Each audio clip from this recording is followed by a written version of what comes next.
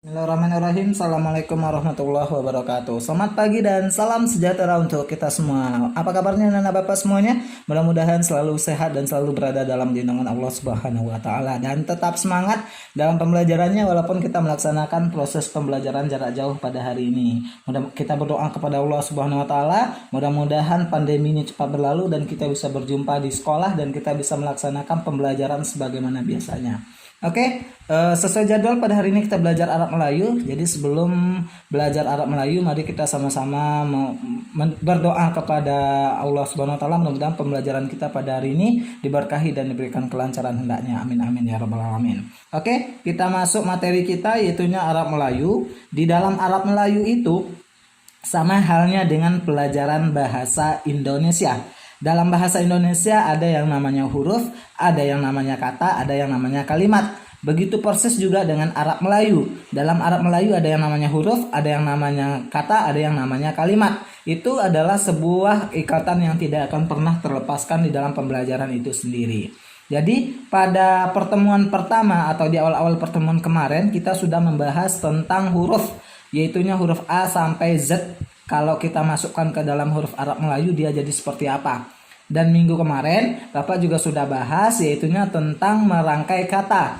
Tapi ada beberapa revisi atau ada beberapa catatan penting yang perlu Bapak kasih tahu kepada anak-anak Bapak semua. Yang pertama yang perlu anak Bapak ingat lagi adalah yang pertama yaitunya kita harus ingat lagi yaitunya kita tentang bagaimana cara penulisan Arab Melayu itu sendiri.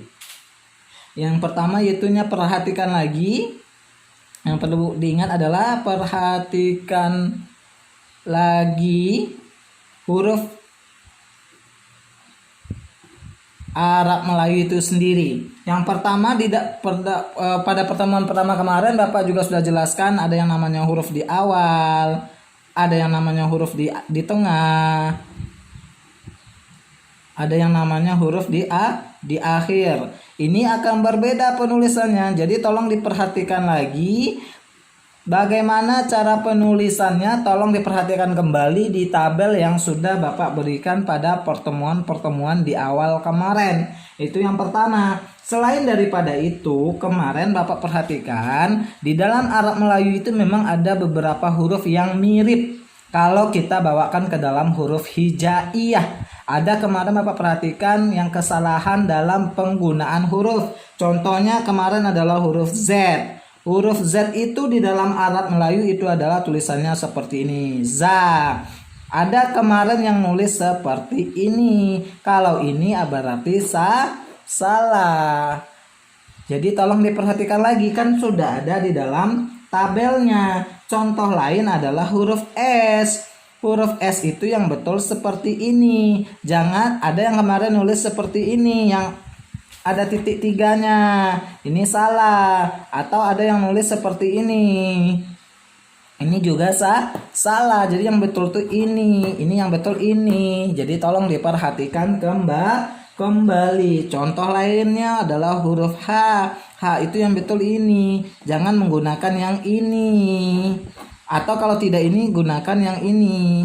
Nah, ini yang betul, ini yang salah. Tolong diperhatikan kembali dalam proses penulisan atau penggunaan huruf di dalam Arab Melayu itu sendiri. Semuanya sudah ada di dalam tabel. Jadi intinya adalah bagaimana anak-anak Bapak untuk kembali menengok di dalam tabel yang sudah Bapak berikan. Kalau yang sudah punya buku, itu bisa ditengok di halaman 4, 5, dan 6 di buku yang sudah kalian fotokopi. Oke, kita lanjutkan. Kita lanjutkan untuk selanjutnya yaitunya untuk catatan penting yang kedua yaitunya tentang penggunaan huruf yang tidak bisa disambung. Apa? Penggunaan huruf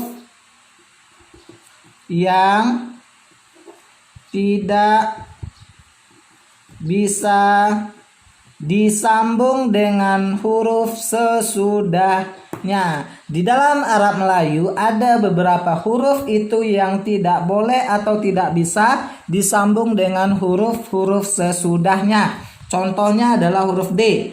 Nah, D itu dalam Arab Melayu adalah huruf dal. Huruf dal ini tidak akan boleh atau tidak akan bisa disambung dengan huruf-huruf sesudahnya, baik itu huruf saksi maupun huruf lainnya. Contohnya kemarin ada yang salah, dia mau nulis di. Dia mau tulis seperti ini, kan kalau kita rangkai dia jadi seperti ini, D Y D Y.